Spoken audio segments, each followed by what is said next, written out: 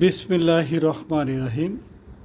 সম্মানিত দেশবাসী, বিশেষ করে বাংলাদেশের বিভিন্ন স্কুলের শিক্ষকবৃন্দ, সম্মানিত শিক্ষকবৃন্দ, প্রধান শিক্ষকবৃন্দ এবং পরীক্ষার কেন্দ্র সচিববৃন্দ, আপনাদেরকে উদ্দেশ্য করে একটি কথা বলতে চাই। সেটা হলো এই, 2025 সালের এসএসসি পরীক্ষা 10 এপ্রিল থেকে শুরু হবে। 10 এপ্রিল থেকে শুরু হবে, 8 মে পর্যন্ত চলবে। এসএসসি পরীক্ষা বেশ কয়েক বছর যাবৎ ফেব্রুয়ারি 2 তারিখ থেকে শুরু হয়। এবছর অনিবার্য কারণবশত এপ্রিলের 10 তারিখ চলে গেছে। এপ্রিলের 10 তারিখ মানে হলো পুরা মার্চ মাসটা রমজানের বন্ধ। রমজানের পরে অফিস খুলবে 5 বা 6 তারিখ এবং বিদ্যালয়গুলো খুলবে 8 তারিখ। তাহলে 10 তারিখ যদি পরীক্ষা হয়, সে পরীক্ষার একটা প্রস্তুতি আছে। পরীক্ষা হলে গেলেই তো পরীক্ষা নেওয়া যায় না। একটা কেন্দ্রে 1,500-2 হাজার শিক্ষার্থী পরীক্ষা নিতে হলে কেন্দ্র সাজাতে হয়। পরীক্ষার আগে বোর্ডে মত বিনিময় সভা হয়ে গেল আজকে, ঠিক 1 মাস আগে। এরপরে 2-1 দিনের মধ্যেই ডিসি অফিসে মত বিনিময় সভা হবে। ডিসি অফিসে মত বিনিময় সভা হওয়ার পরে কেন্দ্র সচিবগণ আবার নিজ নিজ উপজেলায় কিংবা জেলা শহরে একটা মিটিংয়ের ব্যবস্থা করবেন। সেই মিটিংয়ে কক্ষ পরিদর্শক বা পর্যবেক্ষক তাদেরকে নিয়ে একটা মত বিনিময় সভা করবেন, যেটা কমপক্ষে 3 কর্মদিবস আগে, এবং ট্রেজারি থেকে প্রশ্নগুলো বাছাই করবেন, শর্টিং করবেন। তো এই কাজটা মত বিনিময় সভা এবং প্রশ্ন শর্টিং 3 কর্মদিবস আগে যদি করতে হয়, তাহলে 8 তারিখ বিদ্যালয় খোলা। তা নিশ্চয়ই 6 তারিখ বা 7 তারিখ করতে হবে। সেই সময়টা কই? এরই মধ্যে কেন্দ্র সাজাতে হবে, অ্যাডমিট রেজিস্ট্রেশন কার্ড বিতরণ করতে হবে, কেন্দ্র ফি আদায় করতে হবে, কেন্দ্র পরিষ্কার করে কেন্দ্র সাজাতে হবে। সেই সময়টা কই? 5 তারিখ বা 6 তারিখ যদি অফিস খোলা হয়, স্কুল যদি 8 তারিখ খোলা হয়, সেই সময়টা আমরা পাবো কোথায়? তা আমাদের নিঃসন্দেহে আমাদের 6 তারিখ বা 7 তারিখ মিটিং করে 6 বা 7-এর মধ্যে 8-এ যাওয়ার কোনো সুযোগ নেই। আমাদের মত বিনিময় সভা এবং প্রশ্ন শর্টিং চূড়ান্ত করতে হবে। কিন্তু সেখানে অবশ্যই সময় কম। আমার বলার বিষয় এটা ছিল না। বলার বিষয় ছিল এই আজকে ঢাকা বোর্ডে মত বিনিময় সভা হয়ে গেল। এখানে বোর্ড কর্তৃপক্ষ যারা ছিলেন, শুধু সিস্টেম অ্যানালিস্ট ছিলেন পুরাতন লোক, আর পুরা সেটটাই নতুন। ডেপুটি কন্ট্রোলার থেকে শুরু করে চেয়ারম্যান পর্যন্ত সবাই নতুন, বোর্ডে কখনো কাজ করেননি, তবে সবাই শিক্ষক। আমাদের চেয়ারম্যান মহোদয় অত্যন্ত ভালো মানুষ, ভদ্র মানুষ। তিনি বলেছেন যে আমরা সবাই শিক্ষক, তবে আমার জীবনে আমি এতগুলো প্রধান শিক্ষক বা কেন্দ্র সচিব একসাথে করে দেখিনি, এই জীবনে প্রথম। অনেক ধন্যবাদ তাকে। এবং তিনি বলেছেন যে এখানে কেন্দ্র সচিব যারা আছেন, বিশেষ করে যদি ভারপ্রাপ্ত না হন সরাসরি কেন্দ্র সচিব প্রধান শিক্ষক, এদের বয়স 50-এর নিচে নয় কারো, বেশিরভাগই 50-55 এবং চাকরির শেষের দিকে 57-58। এটাও আমার বলার বিষয় নয়।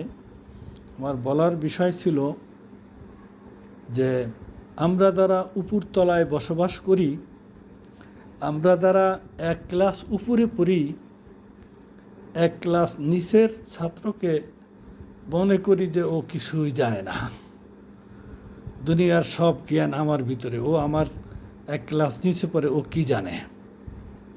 আবার একটু উপরে যারা বসি অনুষ্ঠানের, তারা মনে করি যে ওই নিচে যারা বসছে এরা কি জানে, এদের কোনো জ্ঞানই নাই।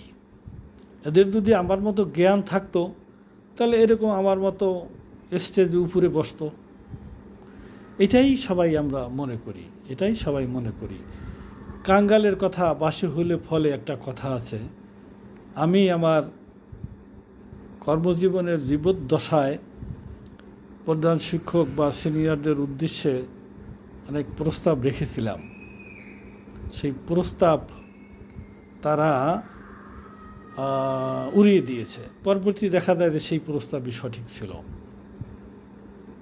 কোন এক বিদ্যালয়ের প্রধান শিক্ষক, উনি কেন্দ্র সচিব, উনি শুধু লিখতেন পুরস্কার বিতরণী অনুষ্ঠান। আমি শতবার বানানটা সংশোধন, শব্দটা সংশোধন করে দেওয়ার পরেও পুরস্কার বিতরণ অনুষ্ঠানটা উনি লিখবেন না, উনি পুরস্কার বিতরণী 100% একটা ভুল কথা উনি লিখবেন। কারণ হলো কি? কারণ হলো উনি চিন্তা করেন যে আমি প্রধান শিক্ষক, ওনার কাছ থেকে শিখব, উনি যেটা বলবে সেটাই আমি শুনবো নাকি, এরকম একটা মুদ্রা দোষ আমাদের ভিতরে রয়েছে। কিন্তু আসলে বাস্তবে তা না। ইমাম আবু হানিফা রহমাতুল্লাহ আলাই, তিনি অনেক জটিল সমস্যা তার মেয়ের কাছ থেকে শিখেছেন, যার কারণে ওনার নাম কিন্তু নোমান বিন সাবেত। একটা জটিল সমস্যার সমাধান ওনার মেয়ের কাছ থেকে পাওয়ায় উনি ওনার নামের সাথে ওনার মেয়ের নাম হানিফা সংযোজন করেছেন। আবু হানিফা মানে হানিফার পিতা। এরকম কোনো একটা কবিতা আমরা পড়েছি, বিশ্বজোড়া পাঠশালামোর সবার আমি ছাত্র, দিবাদামি শিখছি যত নেই দ্বিধালেশ মাত্র, আকাশ আমায় শিক্ষা দিল উদার হতে ভাইরে, কর্মী হওয়ার মন্ত্র আমি বায়ুর কাছে পাইরে। এমনিভাবে আমরা যদি চিন্তা ভাবনা করি, পৃথিবীর সব বস্তু থেকে আমাদের শেখার আছে, কিন্তু আমরা সেই শেখার চিন্তা করি না। আল্লাহ পাক বলছেন, ইন্না ফি খলকিস সামাওয়াতি ওয়াল আরদি ওয়া ইখতিলাফিল লাইলি ওয়ান নাহার লা আয়াতিল লিউলিল আলবাব। মূল কথা হলো যে আসমান জমিন সৃষ্টির মধ্যে এবং দিন রজনীর পরিবর্তনের তারতম্যের মধ্যে জ্ঞানীদের জন্য নিদর্শন রয়েছে। এত কথা পেঁচিয়ে বলার মূল উদ্দেশ্য হলো এই যে আজকে একজন প্রধান শিক্ষক একটা প্রশ্ন উত্থাপন করেছেন। সেটা হলো এই যে আমাদের দেশে দেখা যায় যে ছেলেরা পড়াশোনা করে না, তারা টেস্টে অ্যালাউ হয় না, এবং তারা চিন্তা করে যে আমার প্রভাবশালী আত্মীয় স্বজন আছে, অমুক নেতা, অমুক নেতা আমার আত্মীয়, কমিটির অমুক লোক আমার আত্মীয়, তা আমাকে ফর্ম ফিল আপ করতে দিবে না, এমন শক্তি কার বাপের আছে, এরকম একটা চিন্তা ভাবনা করে পরীক্ষা দেয়, অ্যালাউ হয় না।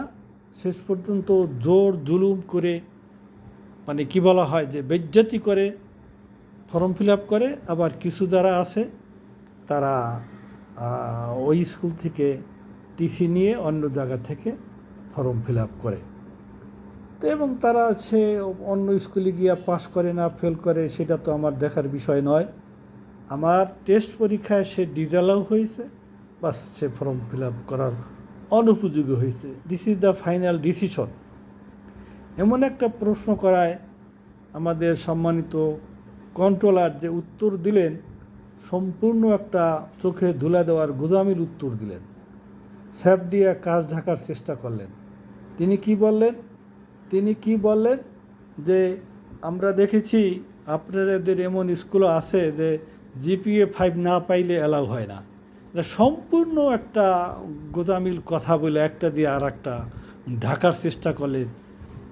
শাক দিয়ে মাছ ঢাকার চেষ্টা করলেন, স্যাপ দিয়ে কাজ ঢাকার চেষ্টা করলেন। তো এখন রোজা রমজানের দিন আমরা নিচের বসছি, অত তর্ক করতে তো যাচ্ছি না। আমি তো সেই 92 সাল থেকে ঢাকা বোর্ডের কন্ট্রোলার চেয়ারম্যানদের কথা শুনে আসছি। তো এরকম কথা কোনো কন্ট্রোলারের মুখে আমি শুনি নাই। স্যাপ দিয়ে কাজ ঢেকে দিলেন যে শিক্ষকরা নাকি জিপিএ 5 নাম্বার না পেলে অ্যালাউ করে না। 6 সাবজেক্টে টেস্টে ফেল করে সেই ছেলেকেও অ্যালাউ করে পরীক্ষা দেই, কী করবো, আমার তো পরীক্ষার্থী থাকে না। এই একটা কথা বললেন। আর কি বলবো, এবং আর একটা উদাহরণ দিলেন যে আপনাদের টেস্টে অ্যালাউ হয় না, সেই ছেলে অন্য জায়গায় গিয়া জিপিএ 5 পায়। এইটা সে মন গড়া বলছেন, এবং এরকম ঘটনা যদি থাকে তাহলে একটা রেয়ার ঘটনা। এখানে সে অন্য জায়গা থেকে টেস্ট এসএসসি পরীক্ষা দিয়ে গোল্ডেন পেয়েছে কি না, এটা তো আমার দেখার বিষয় নাই। হ্যাঁ, পেতে পারে। টেস্ট পরীক্ষা দেওয়ার পরে 3 মাস সময় পেয়েছে, সে হয়তো ভালো ছাত্র, 3 মাস সময় পেয়েছে, পরিশ্রম করেছে, হয়তো ভালো রেজাল্ট করেছে, এটা হতেই পারে। কিন্তু আমি তো ভবিষ্যৎবাণী করতে পারবো না। আমি তো গণক নয়, ভবিষ্যতে সে কী করবে। বর্তমানে আমার স্কুল থেকে সে টেস্টে অ্যালাউ হয় নাই, নীতিগতভাবেই আমি তাকে ফর্ম ফিল আপ করার সুযোগ দেব না। এইটাই তো কথা। কিন্তু এই কথাটার উত্তর না দিয়ে উনি একটা গোজামিল উত্তর দিয়ে গেলেন। ওনার কানে কথাটা গেলে উনি হয়তো কষ্ট পাবেন। আর আমরা নিচের সারিতে ওনাদের তুলনায় আমাদের রোজার রমজানের আমরা চাচ্ছি তাড়াতাড়ি চলে আসি, কথা বললে কথা বেড়ে যায়। আর একটা কথা অত্যন্ত দুঃখের সাথে বলবো, সেটা হলো এই যে আমি যে সারিতে আছি সে সারির লোককে আমি সম্মান করতে চাই না। কারণ তার একটা উদাহরণ দিই। আমি আজকে আমার একটু বাথরুমের ব্যাগ হলো, তো ওখানে স্টেজের পিছনে ওয়াশরুম আছে, একটা মাত্র ওয়াশরুম। তা আমি ভাবলাম যে ওখানে যাব, একটা ওয়াশরুম হয়তো একজন ওখানে ঢুকে থাকতে পারে, তাই আমাকে অপেক্ষা করতে হবে। সেটা না করে হলরুমের পিছনে একটা ওয়াশরুম আছে, আমি সেখানে যাওয়ার চেষ্টা করলাম। তারপরে ওখানে ওনাদের সামনে দিয়ে ওয়াশরুমে যেতেও একটু ভদ্রতার পরিপন্থী হয় অনেকটা। সবাই কথা শুনতেছে আর আমি তাদের সামনে দিয়ে ওয়াশরুমে যাব, এই বিবেচনায় আমি পিছনে একটা দরজা আছে, সেই দরজা দিয়ে ওয়াশরুমে যাওয়ার চেষ্টা করলাম। কিন্তু ওখানে ওই দরজার সাইডে দরজাটাকে ঘিরে 3-4 জন টিচার কি প্রধান শিক্ষক, কেন্দ্র সচিব, তারা বসেছিলেন। কিন্তু তাদের উচিত ছিল আমি যাওয়ার সাথে সাথে তারা দরজাটাকে একটু আমি খুলে দেওয়া, অথবা আমি খুলতে পারি সেই ব্যবস্থা করা। কিন্তু তারা এমনভাবে চেপে বসছে, আমাকে ওখান দিয়ে বের হতে দিবে না। দরজাটা কিন্তু ভিতর থেকে আটকানো, বাহির থেকে আটকানো, আমাকে বের হতে দিবে না। ভাষাটা এরকম, বলতেছে এখান দিয়ে যাবেন কেন, আপনি ওই সামনের দরজা দিয়ে যান। তা আমি আর বেশি কথা বাড়ালাম না, কথা বাড়াইলে বেড়ে যাবে, এবং ওখানে যে কয়জন ছিল সবই একই ভাবাপন্ন।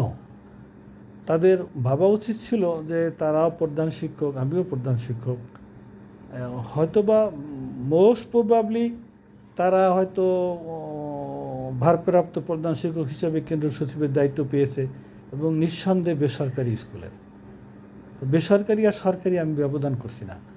তারা যে আমাকে সম্মান করলো না, আমি যে একটা গভর্নমেন্ট স্কুলের প্রধান শিক্ষক এবং কেন্দ্র সচিব, এটা তাদের মাথায় আসলো না, এবং আমি বলিও নাই। তাহলে দেখেন আমাদের শিক্ষকদেরও অবক্ষয় কোথায়। আমরা কিন্তু এক শিক্ষক আর এক শিক্ষককে সম্মান করতে চাই না। শিক্ষক বলতে একটা আদর্শের জায়গা ছিল, সেটা কিন্তু দূর হয়ে গেছে, শিক্ষকদের ভিতরে সেই অনুভূতিটা নেই। আর ইদানিং তো আমি আর রোজা থেকে কি বলবো, যে ধর্ষণের প্রবণতা শিক্ষকদের ভিতরেই বেশি পরিলক্ষিত হচ্ছে। তা আমি আর কথা বাড়াবো না। আমি জাতির শুভ বুদ্ধির উদয় হোক, আল্লাহর কাছে কায়মনে এই আশাবাদ ব্যক্ত করে বক্তব্য শেষ করছি। আসসালামু আলাইকুম রহমতুল্লাহ।